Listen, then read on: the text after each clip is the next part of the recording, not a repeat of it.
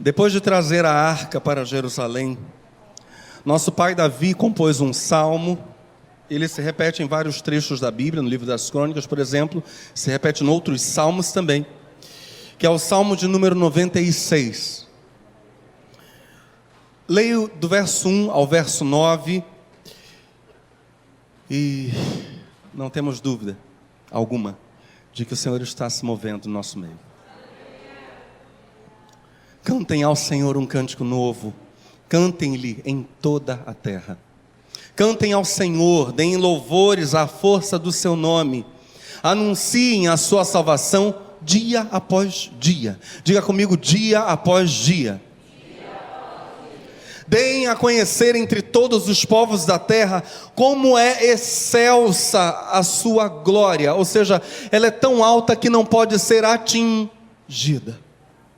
Cantem a todas as gentes as suas maravilhas, na verdade, contem a todas as gentes, porque o Senhor é grande e digno de todo o louvor, é muitíssimo superior a todos os chamados deuses.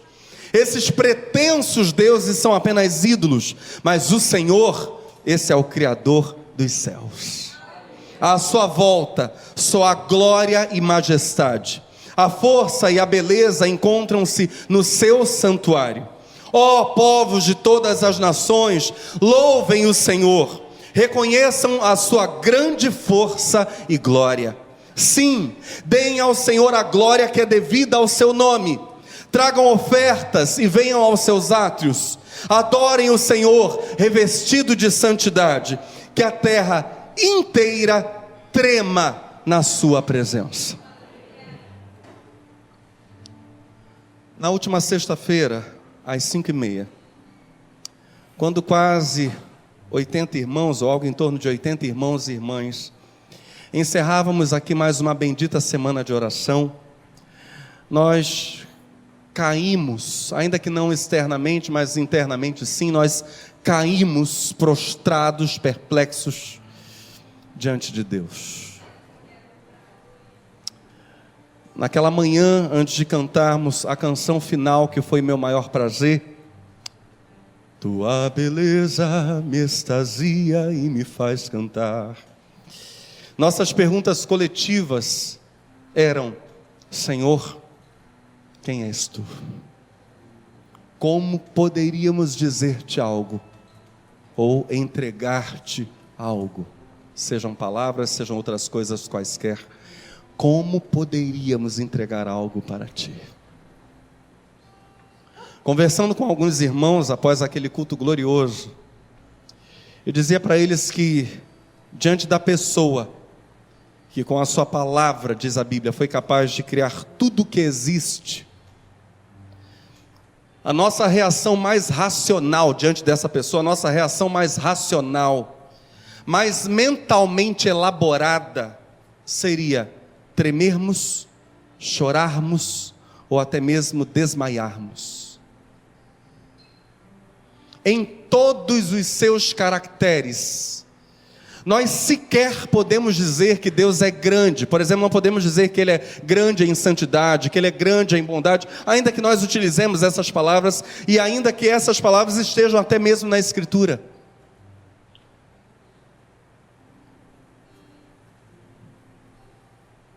Deus não é apenas grande, Deus não é sequer imenso, Deus é um santo mistério, insondável, impenetrável, eterno.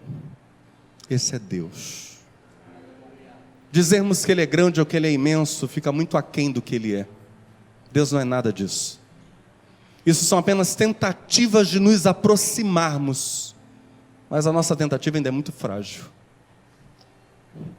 Nós podemos dizer, como diz a velha canção: então minha alma canta a ti, Senhor, grandioso és tu, grandioso és tu. Podemos dizer, mas nós precisamos saber que essas nossas declarações ficam muito aquém de quem Deus na verdade é. Ver o sol nascer quase todas as manhãs da semana de oração sempre nos faz ficar boquiabertos e sempre faz com que a gente fique emudecido. O sol nasce bem aqui. Que grandeza, que glória! E eu não estou me referindo ao sol,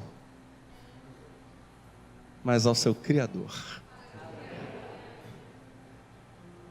Diante da pessoa que com a sua palavra foi capaz de criar tudo o que existe, a nossa reação mais racional, mais mentalmente elaborada seria tremermos, chorarmos, desmaiarmos.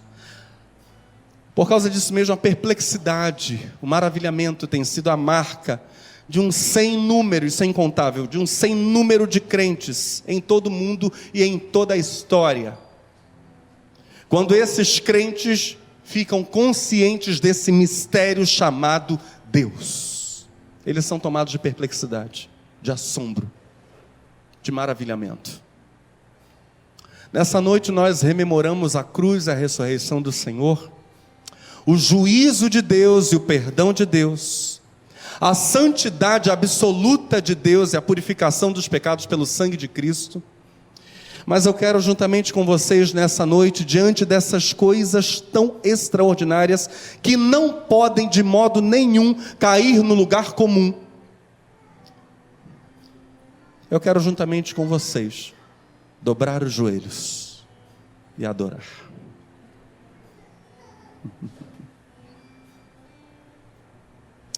Presta muita atenção. Não buscaremos, eu e o Espírito Santo, não buscaremos palavras compreensíveis. Não procuraremos uma ordem lógica, cuidadosamente elaborada, um discurso atual, contemporâneo, que alguém diria, nossa, um exemplo de comunicação, de retórica, excelente a comunicação desse discurso. Não será nada disso. Não queremos simplesmente comunicar algo para a mente de vocês. Não é essa a nossa intenção nesta noite. Nosso desejo, meu e do Espírito Santo, ou do Espírito Santo e meu, porque é primeiro dele, é que os espíritos aqui encontrem Deus através de palavras ora compreensíveis, ora incompreensíveis.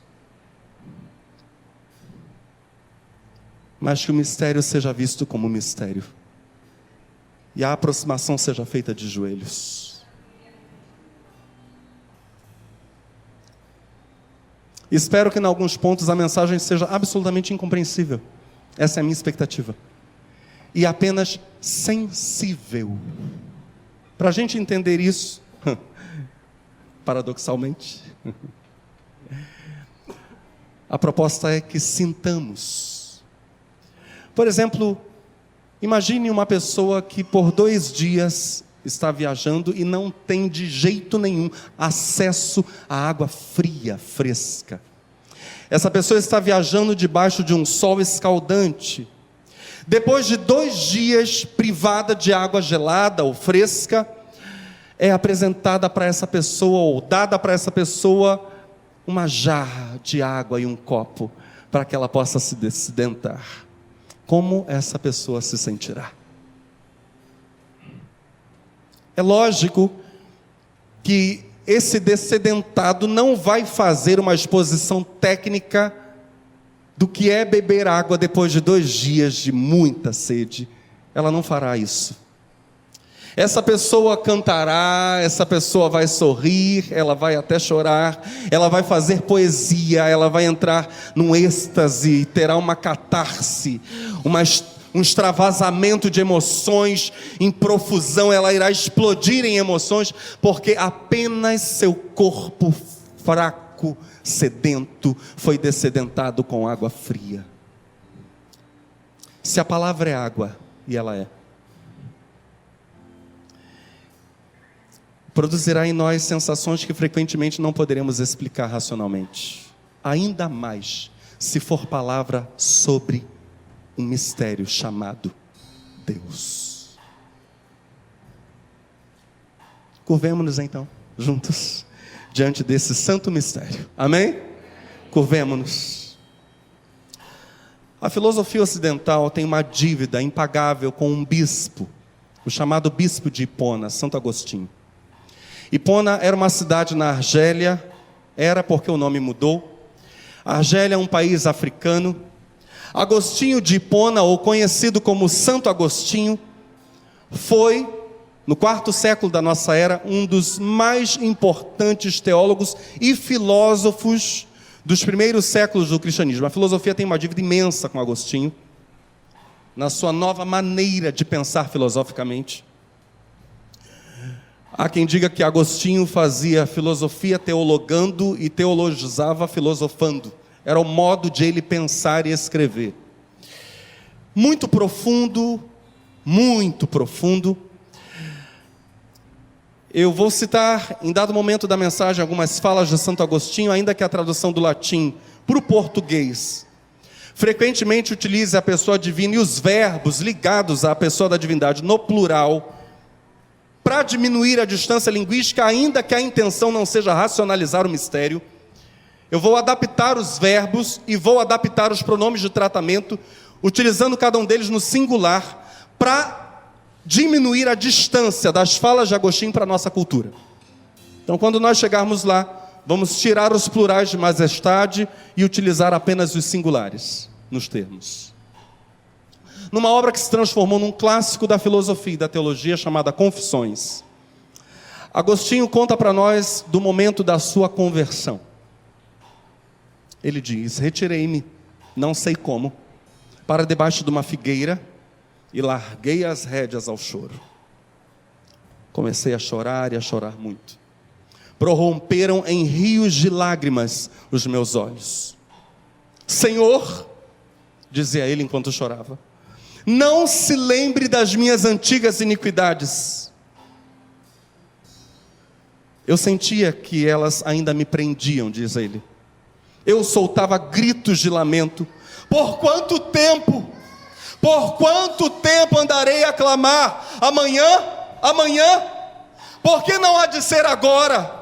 Porque o fim dos meus pecados, das minhas torpezas, não há de vir já nesta hora. O que ele está dizendo é porque o Senhor não me liberta agora. Assim eu falava e chorava, debaixo da figueira, oprimido pela mais amarga dor do coração. Eis que de súbito ouvi uma voz, e aqui foi voz audível, vinda de uma casa próxima. Não sei se a voz era de menino ou de menina. Cantava, aquela voz cantava e repetia várias vezes: Tole et lege, ou leite. Toma e lê. Toma e lê, em latim. Reprimi as lágrimas, diz Santo Agostinho, e levantei-me. Deus só me mandava uma coisa: abrir o códice. Códice era um livro que, na verdade, era um compêndio, um amontoado das cartas do apóstolo Paulo. Nós temos várias delas aqui no Novo Testamento. Então, esse códice era esse compêndio, diríamos, a parte do Novo Testamento que são as cartas paulinas. Deus só me mandava uma coisa: abrir o códice e ler o primeiro capítulo que ali encontrasse. Agarrei o códice e abri-o, e li em silêncio o primeiro capítulo em que pus os olhos. E o texto em que Agostinho põe os olhos é Romanos capítulo 13. E ele lê os versos 13 e 14 que dizem estas palavras: comportemo-nos com decência, como quem age à luz do dia, não em orgias e bebedeiras, não em imoralidade sexual e depravação, não em desavença e inveja. Ao contrário, revistam-se do Senhor Jesus Cristo, e não fiquem premeditando como satisfazer os desejos da carne.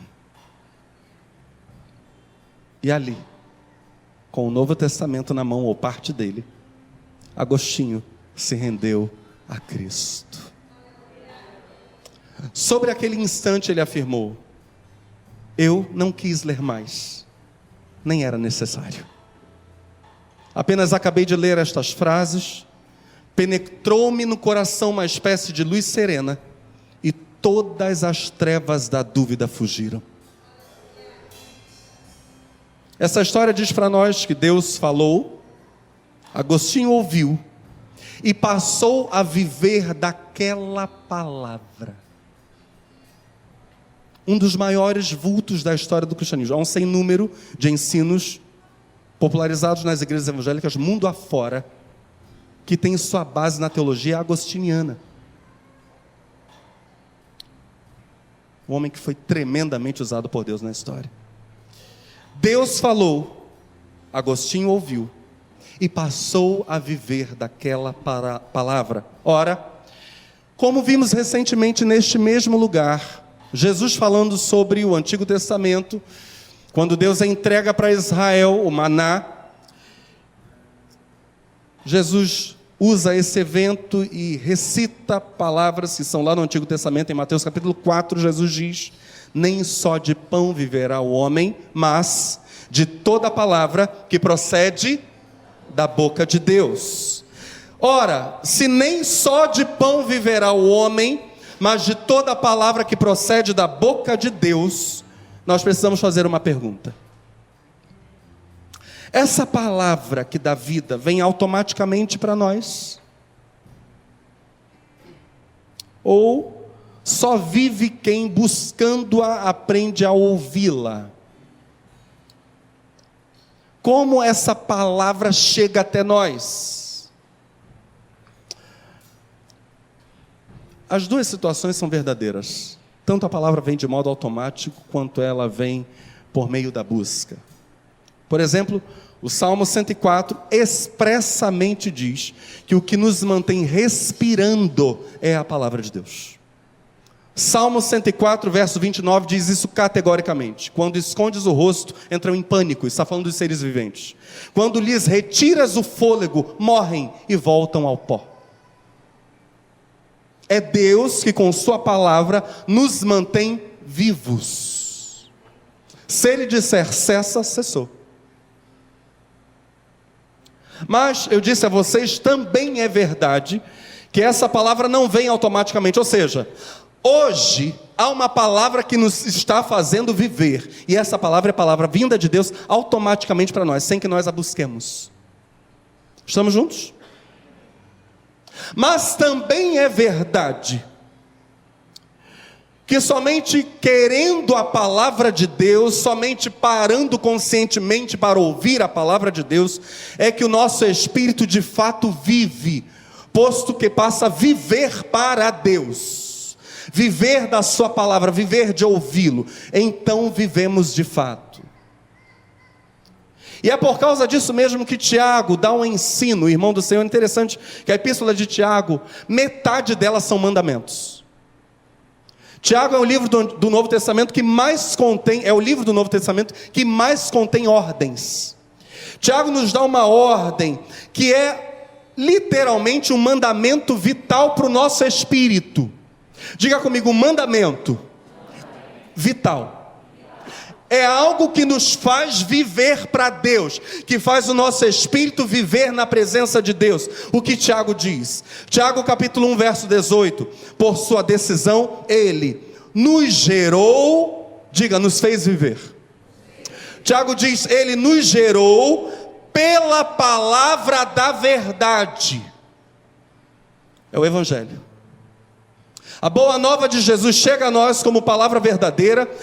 E Tiago diz, irmão de Jesus, irmão carnal de Jesus, Tiago diz, essa palavra, a anunciação da vinda e da obra de meu irmão, e meu Senhor e Salvador, Jesus Cristo, essa palavra nos gerou para Deus.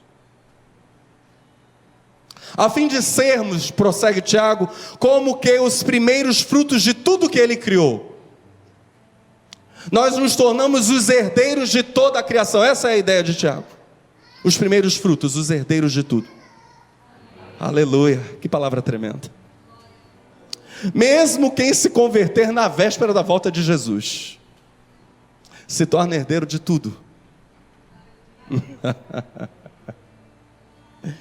Por sua decisão, Ele nos gerou pela palavra da verdade, a fim de sermos como que os primeiros frutos de tudo que Ele criou. Meus amados irmãos, o que nos gerou a vida então espiritual foi a palavra, diz Tiago, a palavra de Deus, a palavra da verdade. Aí ele prossegue: meus amados irmãos, tenham isto em mente, todo homem seja pronto para ouvir. Ora, o que, senão a mesma palavra que outrora nos fez viver? É disso que Tiago está falando. Tiago não está simplesmente falando sobre ficar ouvindo uma pessoa, por exemplo, tagarelando e falando um monte de bobagem. Tiago nunca aconselharia isso. Fique parado ouvindo essas bobagens aí, meu filho. Nunca. Sai daí e para de ouvir essas coisas. Quando a gente é criança, bem, quando eu era criança, não sei se ainda se diz isso, mamãe dizia assim: quando ficarem falando palavrão, falando coisa errada perto de você, você sai de perto e diz que o seu ouvido não é pinico. Hoje em dia não devem mais falar isso, nem sei se ainda sabem o que é pinico. Tiago prossegue: meus irmãos, sejam todos prontos para ouvir, tardios para falar e tardios para irar-se, pois a ira do homem não produz a justiça de Deus. Tiago está dizendo para nós categoricamente: parem para ouvir Deus e para ter as reações de Deus. Esqueçam as palavras de vocês, as reações de vocês. Se deixarem guiar por essas coisas, vão afundar. Querem viver? Deixem-se guiar pela palavra de Deus. Deixem-se encher das sensações e das reações de Deus. No Salmo 139, um salmo tão querido por muitos de nós, Davi confessa a sua perplexidade diante da pessoa de Deus. É Davi quem escreve o Salmo 139. Davi diz assim: Senhor, Tu me sondas, Tu penetras no meu interior e me conheces. Sabes quando me sento e quando me levanto. De longe percebes os meus pensamentos. Sabes muito bem quando trabalho e quando descanso. Todos os meus caminhos são bem conhecidos de Ti. Antes mesmo que a palavra me chegue à língua, Tu já a conheces inteiramente, Senhor. Tu me cercas por trás e pela frente e pões a Tua mão sobre mim. Tal conhecimento é maravilhoso demais e está além do meu alcance. É tão elevado que não o posso atingir. Para onde poderia eu escapar do Teu Espírito? Para onde poderia fugir da Tua presença? Se eu subir aos céus, lá estás. Se eu fizer a minha cama na sepultura, também lá estás. Essa é a palavra que nos faz viver. Nos quedarmos para ouvirmos Deus falando de si, porque Deus está falando de si mesmo por meio da boca de Davi. Estamos juntos no pensamento? Meditando nessa palavra que faz viver, especialmente nesses dois últimos versos, que eu repito agora: para onde poderia eu escapar do Teu Espírito? Para onde poderia fugir da Tua presença?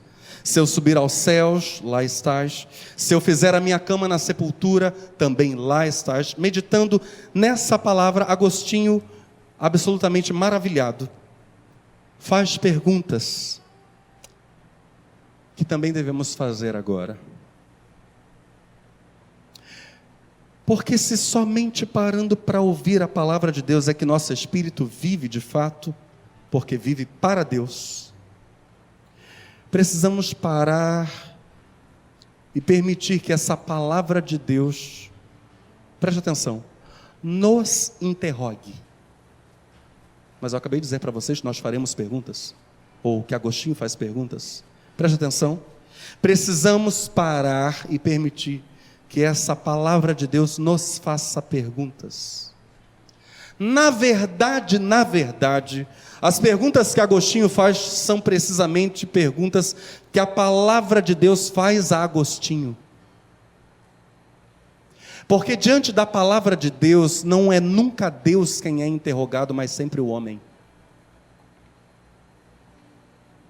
Sempre quando nos encontramos com a palavra de Deus, nós estamos sendo examinados. Jesus passou, na noite que antecedeu sua crucificação, por 6 julgamentos. Nos 6, Ele era o juiz. Porque Ele é o verbo, a palavra de Deus.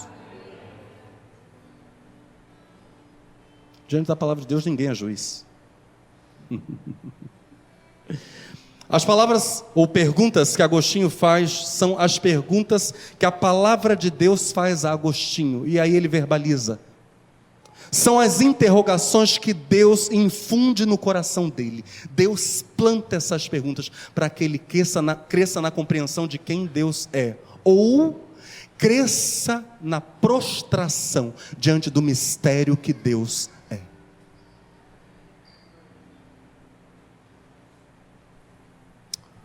Ouçamos essas perguntas, fingindo que, na verdade, Agostinho as faz, conforme ele as escreveu. Ele pensa agora nesses versos do Salmo 139, e faz estas perguntas: Senhor, já que enches os céus e a terra, eles então te contêm?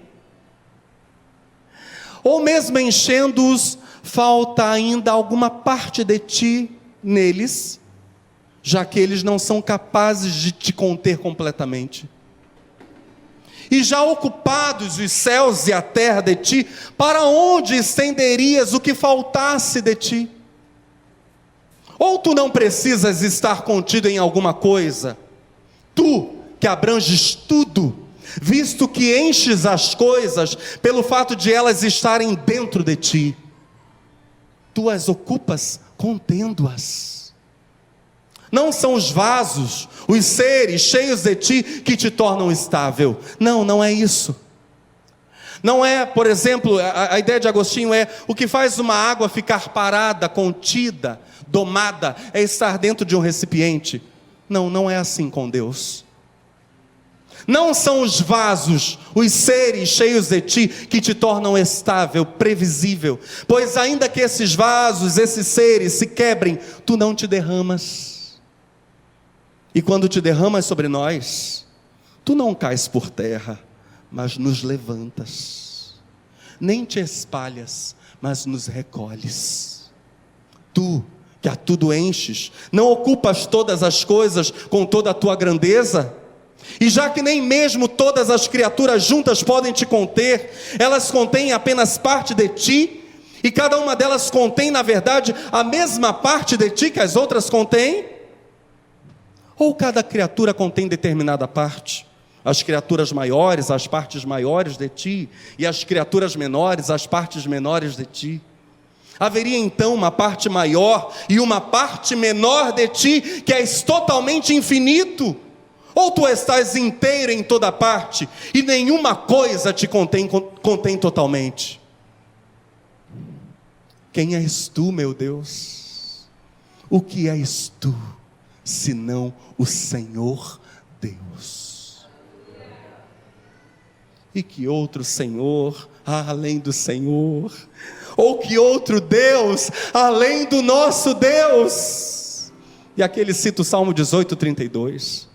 Ó Deus, tão alto, tão excelente, tão poderoso, tão onipotente, tão misericordioso e tão justo, tão oculto e tão presente, tão formoso e tão forte, estável e mesmo assim incompreensível, imutável e tudo mudando, nunca novo e nunca antigo, sempre em ação e sempre em repouso, colhendo sem precisar de coisa alguma, conduzindo, enchendo e protegendo, criando, nutrindo e aperfeiçoando, buscando, ainda que nada lhe falte.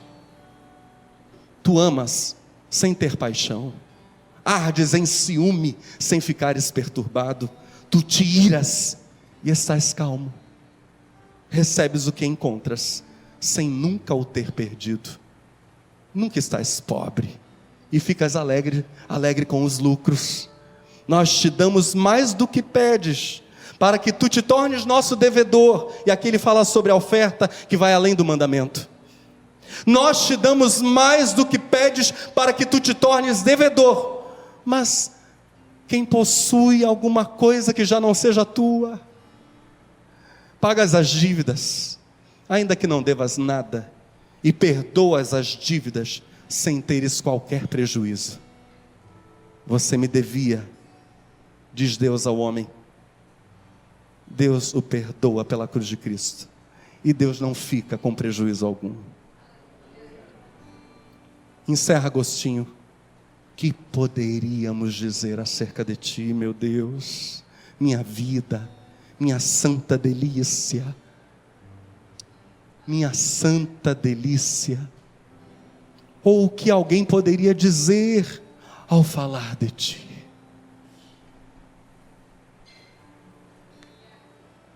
Adoremos nesta noite ao Deus que fala e salva. Eu me lembro do dia em que, com 11 anos de idade, descobri que Deus fala. Ele usou a irmã Laura, uma cristã idosa e consagrada. Usou-a para a minha libertação. O Senhor mostrou para aquela anciã minhas brigas em casa, minhas brigas na escola, o vazio do meu coração, o medo que eu tinha da morte. Eu fiquei boquiaberto e emudeci. Ela perguntou se eu queria ser liberto por Jesus, e eu disse, sim, é isso que eu preciso. Em seguida, aquela mulher, de cabeça branca, certamente já está com Cristo, orou pelo garoto de 11 anos. Eu saí da casa da irmã Laura, levado pelo meu cunhado, para minha casa. Subi para o terraço de casa, olhei para o céu, e com uma franqueza absoluta, disse para Deus estas palavras: eu sei que o Senhor existe, mas eu não o conheço. Eu quero conhecê-lo como aquela mulher lhe conhece. Daquele dia, 21 de janeiro de 1987, até o dia 7 de janeiro de 1990, o Senhor revolucionou completamente a minha vida. Jesus me libertou e se revelou a mim. Eu era um menino sincero, mas sujo. Inexperiente, apesar de experiente na prática do pecado. Inexperiente das coisas de Deus. Religioso, frequentava a igreja com os meus pais. Mas Deus sabia que havia uma fome por libertação no meu coração. Em meio àquele processo, no ano seguinte à minha libertação, ela ocorreu em janeiro de 1987. No ano seguinte, 1988, com 12 aninhos, Jesus me chamou para o pastorado. Estava me preparando para pregar num culto na favela da Barreira, no Rio de Janeiro. Muitos anos se passaram. Daqui a pouquinho eu faço 44 anos. Mas eu tenho um fogo encerrado em meu peito, que não me dá descanso. E eu continuo maravilhado com Deus. Maravilhado. Mesmo Deus que se revelou para mim quando eu estava com 11 anos. O Deus que se revelou para Agostinho é ainda o Deus que fala, que se revela, que salva e que é maravilhoso. Faz 25 dias apenas, a Missão Portas Abertas publicou uma notícia intitulada Milagres no Iraque durante a ocupação do Estado Islâmico. Diz a reportagem de Portas Abertas, quando Daniel tinha 16 anos, sua família recebeu uma ameaça de morte da Al-Qaeda. Esse nome lhes é familiar? Aos 29 anos, ou seja, 13 anos se passaram, ele não conseguiu ficar ileso à ocupação do Estado Islâmico em seu país, o Iraque. Hoje, como um líder cristão de 30 anos de idade, Daniel mantém uma visão positiva, diz a reportagem da Portas Abertas, de tudo o que aconteceu. Durante 2 anos, entre 2014 e 2016, ele abrigou em sua igreja em Erbil, centenas de cristãos que estavam deslocados, e aqui está o porquê de ele não ter escapado à ação do Estado Islâmico.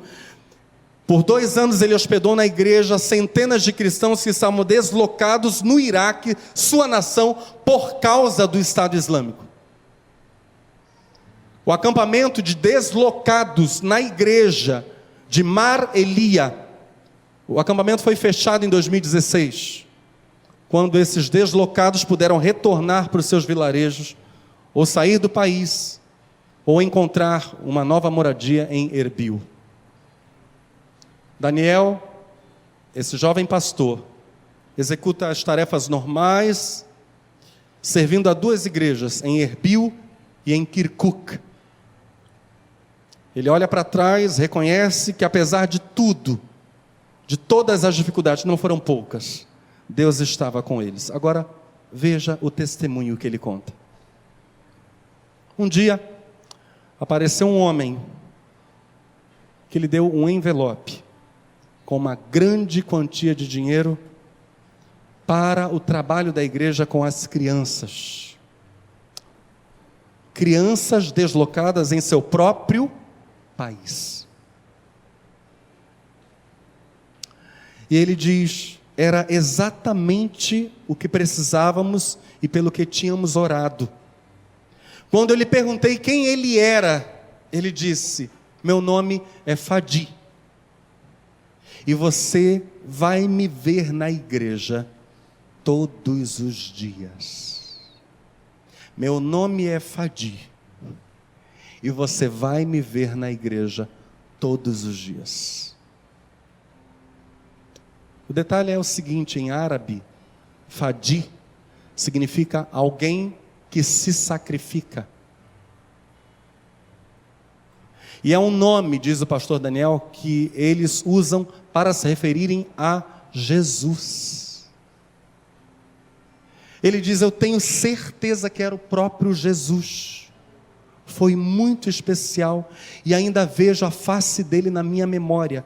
Nunca mais eu vi aquele homem.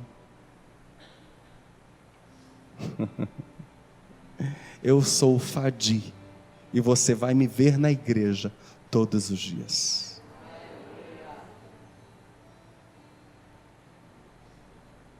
Há 6 anos, Portas Abertas publicou algo que nos incita a adorarmos ao Deus que cura. Esse Deus que libertou Agostinho, que me libertou e que proveu para as crianças deslocadas no Iraque, cuidadas pelo pastor Daniel. É o Deus que salva, é o Deus que liberta, é o Deus que fala, que se revela. Mas Deus também é o Deus que cura. Há 6 anos, Portas Abertas publicou essa história. Há algum tempo, diz o redator, uma equipe da missão Portas Abertas visitou uma igreja no Tajiquistão. O Tajiquistão é um país que é quase que só montanha, no meio da Ásia, na Ásia Central. Eu volto para a narrativa. Há algum tempo, uma equipe de Portas Abertas visitou uma igreja no Tajiquistão. Reuniu-se com seu líder e deu-lhe algumas Bíblias. Eles tiveram uma conversa encorajadora dentro da igreja.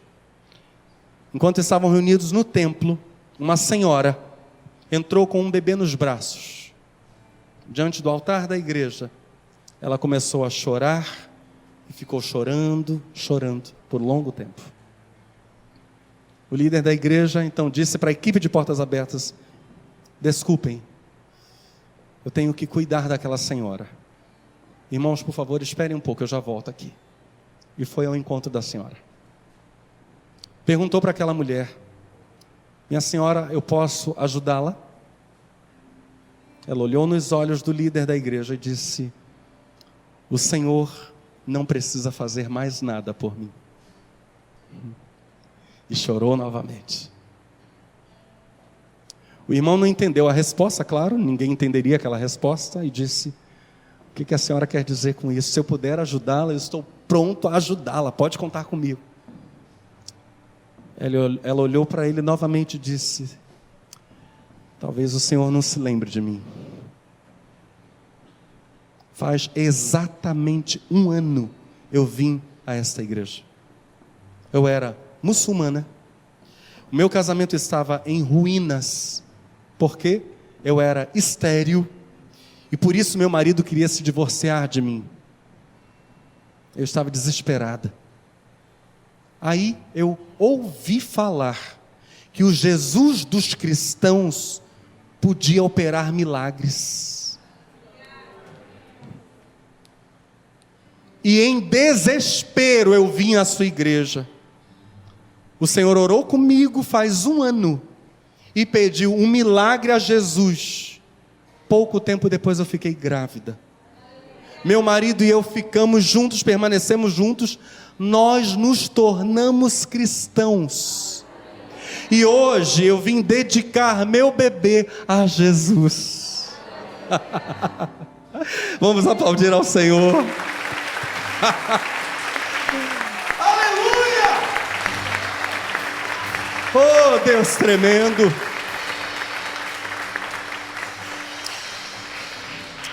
Adoremos ao Deus que fala, que salva, que cura. Por favor, fique de pé no seu lugar.